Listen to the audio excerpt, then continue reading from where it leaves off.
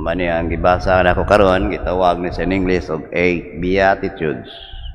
Pero og ipon nato dili gid walo kay lain-lain sa kini og nagsulat. Si San Mateo ang akong gibasa ron. Si San Lucas doon na sa Niseiya.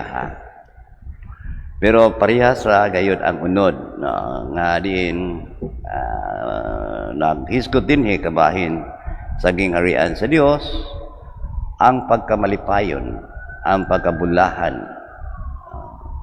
Pero kung nato nga mamatgunan, daw galangkov ni siya sa iyang mga subayunon o atong nga buhatunon. Kundi lamang kay sa gitawag na to og madamlag, gani ang inablihan kini kinsa man ang malipayon ning panahon na sumala pa niya nga kinsa man ang bulahan ning panahon na so kanang bulahan malipayon parehas na no malipayon ka nabulahan ka bisan sa walo tumakita duha ra gyud ang naghisgot kanang gitawag na to og karon ang uban naghisgot sa umaabot pa. O kanu sa mabot wata kay bao pero kay bao ta kun karon na dili lamang kini kay applicable ni atong unang panahon gisultihan sila ni Jesus kundi alang usab kini kanato baya okay mabitan ang tawgon nato ang pulong sa Ginoo nga buhing pulong sa Dios buhi ngani mo-adapt ka sa mga panahonan no ug sa diha ang mga gisulti sa Ginoong Dios dili lang tungod og alang lang ni atong unang panahon kundi hangtod karon manangita nga buhi nga pulong sa Dios malabot pa nga makaatag sa kinabuhi gayud actually nining gihisgutan duha ra gyud ang naghisgot sila og gitawag og karon present na nga malipayon ka karon ang una ug ang katapusan nga kabulahanan. First and the last Beatitudes ang isgutan. Ang unang yung isgutan niya, muni ang gibasa, gitubag na to kaganina sa Salmo. Bulahan ang kabus diya sa Espiritu. Kay ila ang gingarian sa Dios. Meaning, bulahan ang makabus sa Espiritu diya karon. Ila na ang gingarian sa Dios. Mana nga duha ni ang katapusan, bulahan katong gibual-bualan, daog-daogon sa mga tao.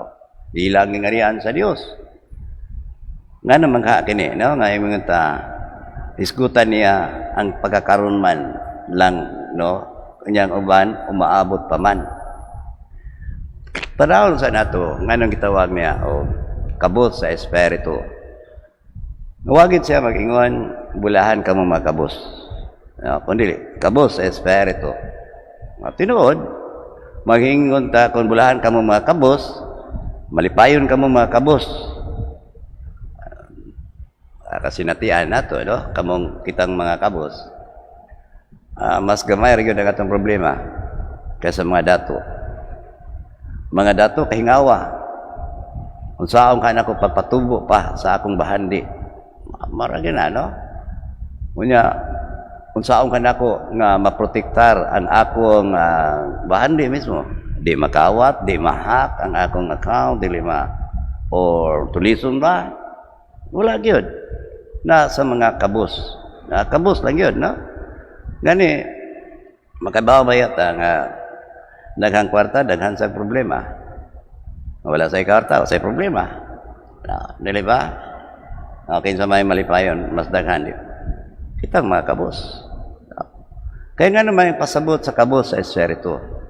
Karabang mga tao, bisan pagduna sa iyaha nga kaptangan o baandi ba, ang iya ra gyud nga gikuptan, ang iya ra gisaligan ang atong Ginoong Dios. Wa siya magsalig sa material things in this world, kundi sa spiritual things nga gingarian sa Dios na ang iyang gituyo og tumong na bala nagbiyaan na niya ang tanan Basta ang iya naay wa mo biya nako. Ang akong gikinahanglan ra ang akong Ginoo. Manang kabos sa espiritu. Makaingon ta poor in spirit siya tingali, no? Muna yung ipasabot niya, poor in spirit niya, pero kung ato sa tanawon ba ya, kung poor in material things, try sad, kanang gitawag rich in spiritual things. Kaya naman, muna ang kabus nga sa espiritu. Wagi ko gisaligan, anawim, muna gitawag sa anawim, wagi gisaligan pa. Ang tanan iya gayud sa atong Ginoong Dios. Ganong malipayon man siya. Kay siya o kining mga tao nga gidaog-daog, kay bawo sila ananalang gingarian sa langit. Unya napa may nag-ilang giingon nga kaning gipasabot din sa uban nga mga kabulahanan.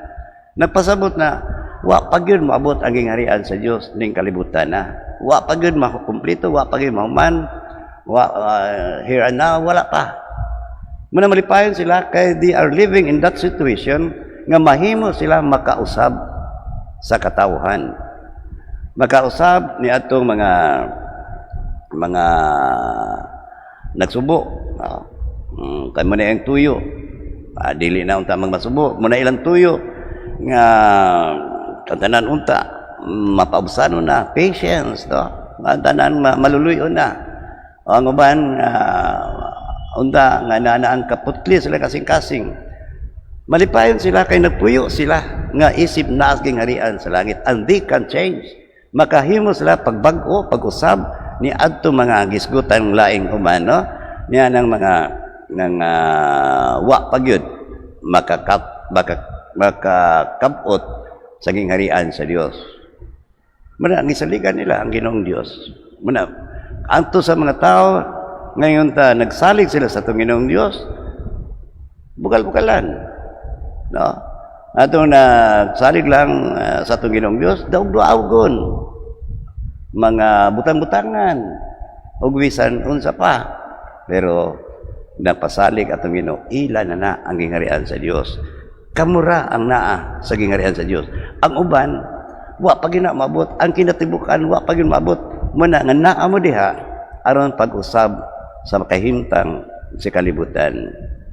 Sige manggutag ampo ba, no?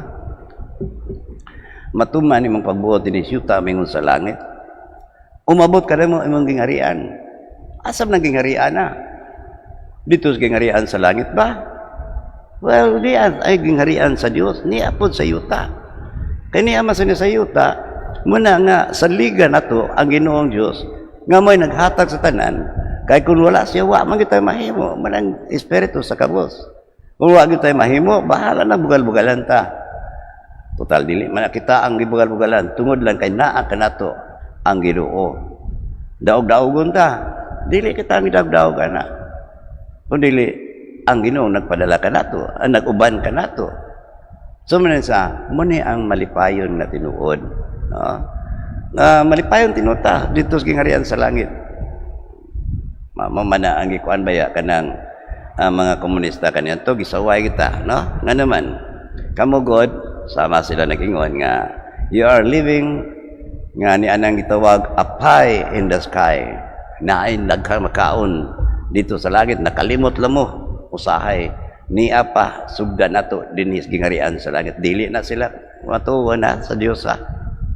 Pero rin sa consider po ang kahimtang nato ning kalibutan na atong gipaisa kana nga mo ni asa ang gitawag ang usually gitawag na constitution of the sa atong gingharian sa langit. Pero maligay constitution sa gingharian sa langit pero sundan nato karon. Ang uban kani gitawag ni preamble, no? Pasiuna ni sa iyang mga iwali unya. Pasiuna ni sa iyang unyang itudlo. No, daw gilangkob niya, pero nibawta, ang importante gid ay sama nag-ingon siya, kun wala ko, wa gyud kamoy mahimo. Mo gina ang tinuod na poor in spirit. Kun wala ko, wala gyud kitay mahimo. magpadaya ko sa takaron sa atong pagtuo nga may bugto nga magkapadasig ka nato sa pagkabuhi diha sa gitawag nato pagkakabus diha sa espiritu. Nagatuwa ako sa